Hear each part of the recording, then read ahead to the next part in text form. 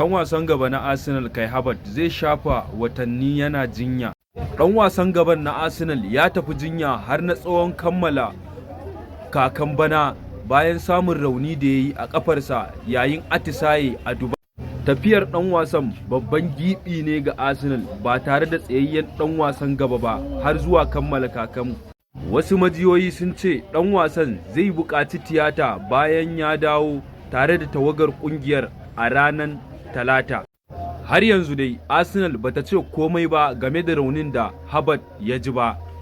Ana sa ran kocin ƙungiyar Mikel Arteta ya yi bayani kan girman raunin idan zai gana da manema labarai a ranar Juma'a kafin wasan Arsenal da Leicester City ranar Asabar.